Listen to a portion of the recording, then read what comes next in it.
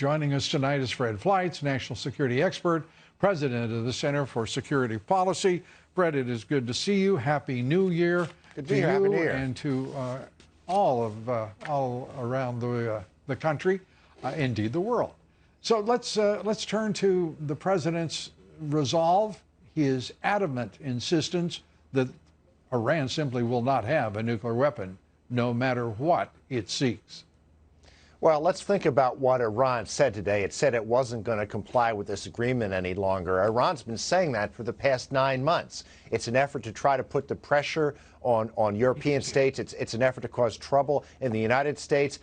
You know, the administration is right. Iran has been cheating on this agreement. But even if it didn't cheat, Lou, it allowed Iran to continue nuclear weapons-related activities. It was allowed to enrich uranium while the deal was in effect. It was allowed to construct a heavy water reactor. Inspections were very weak. This deal was a fraud. The president was absolutely right to withdraw from it. So it doesn't matter if Iran's not complying with it. It was cheating on it, and the deal was a fraud.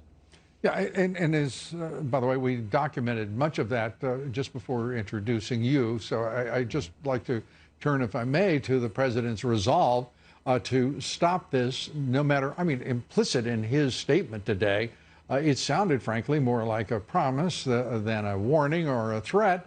And it was very clear that he means exactly what he says. They will not have a weapon.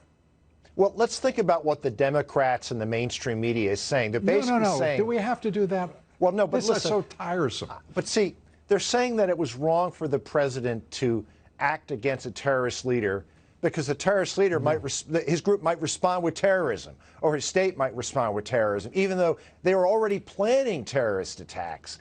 And I think we have to look at the president has laid down a marker here that there are consequences for going after U.S. citizens, for hitting a U.S. embassy. He's not going to just roll over and take it, because when we don't do anything, we're emboldening terrorist states like this and other actors to think that the U.S. is weak and that we will simply work to appease them and let them get away with this. Understood. But the president has made it clear, as he sends more of our troops into the region, to support, primarily support the force that we already have there. He's made it clear to Iran that there will be consequences. He's taken out an iconic terrorist figure, the leader of the Quds force. There has been an attack in Kenya, one American reported killed, one American service member, and we are seeing some reaction here with Iranian associated and affiliated proxies. What do you think we're going to see over the next few days and weeks? I think there could be a cowardly attack by an Iranian surrogate group without Iran's fingerprints on it. I think this is just the way that Iran acts. But I got to tell you, Lou, I think Iran's leaders are worried because they had a very firm response by President Trump to these provocations, and they don't know how the president will respond next. And I think this uncertainty promotes our stability. I'm hoping it'll let Iranian leaders to think twice before they act. Let me quibble with you a bit on that, Fred. They do know what will happen because the president has said he has selected 52 targets that will be struck if American interests are attacked in revenge for Soleimani's removal from the face of the earth. I think that's a good point, but they don't know when that attack will take place, what those targets will be. What they do know, unlike the Obama administration, is that there will be an overwhelming response. They knew whatever they did during the Obama administration. Remember those 10 sailors they took hostage on the day of Obama's last State of the Union address? What was our response to that? Nothing. That happened repeatedly in the Obama years. And as I said, that is emboldening Iranian terrorism and Iranian provocations. Very quickly, as we wrap up here, your sense of the reaction in the national media. It is transparently obvious to everyone that Soleimani was evil. He was the leader of a terrorist force.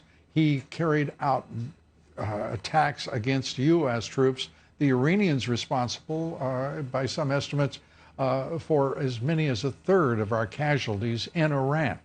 And yet we have Democratic office holders We have the left-wing media talking as if there was no lead up to the decision to remove a targeted terrorist from the planet. And contrast this to when Obama took out Osama bin Laden, the celebration in the media, the celebration by Republicans and Democrats. There was no notification of that either. It's just a shame that this Trump derangement syndrome is poisoning the national security debate and not recognizing something that has done so much to promote our national security. I hope all your viewers will read Joe Lieberman's op-ed in today's Wall Street Journal when he says to Democrats, put partisanship aside. This is a good thing that promoted our national security. You know, anytime I hear someone say, even the esteemed Joe Lieberman, put partisanship aside, that isn't a call to Republicans. It's a call to the radical Dems and what they have become, which is beyond definition, ineffable, and so tragic for their party and for the country. Fred Fleitz, thanks so much. We appreciate it. Good to be here. Thank you.